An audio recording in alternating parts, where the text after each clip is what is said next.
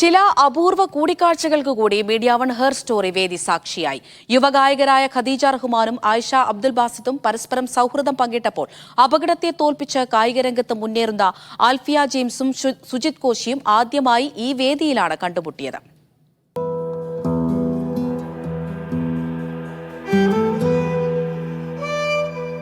സംഗീതത്തെയും ആത്മീയതയെയും ഇഴചേർത്ത് ലോകശ്രദ്ധ നേടിയ രണ്ട് യുവഗായകർ.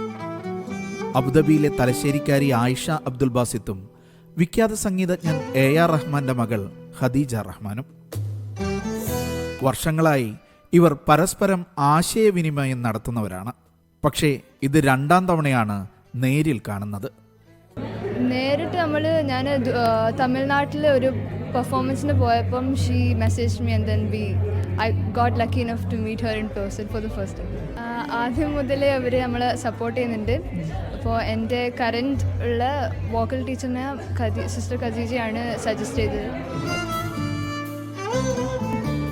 More than 2-3 years of friendship, and she also supports my work, and she shares whenever my song comes out, she messages or she shares, and I think that sisterhood is something I'm taking from our relationship, and her parents are so sweet and kind, and I think that's what we look for in other human beings, that sort of a support and kindness and goodness. So I feel very I think it's very informal whenever, we met first time, but doesn't feel like we had met for the first time. So I'm so happy to have met she and her family, and I just feel she's one cute angel. അപകടത്തിൽ കാലുകളെ ബാധിച്ച തളർച്ചയെ വകവയ്ക്കാതെ para ബാഡ്മിന്റണിൽ മെഡലുകൾ വാരിക്കൂട്ടുന്ന ആൽഫിയ ജെയിംസും ഇതേ വെല്ലുവിളികളെ അതിജീവിച്ച് Guinness record കുറിച്ച സുജിത് കോശിയും ആദ്യമായി ഹെർ സ്റ്റോറി വേദിയിൽ കണ്ടുമുട്ടി. പറ്റി ഞാൻ കുറെ കേട്ടിട്ടുണ്ട്, കുറെ അച്ചീവ്മെന്റ്സ്, ബട്ട് ഇന്ന് ശരിക്കും ഞാൻ അത് കേട്ടപ്പോൾ എനിക്ക് ഫുൾ ഗൂസ് ബംസ് ആയിരുന്നു ലിസ്ണിംഗ് ടു ഹർ സ്റ്റോറി.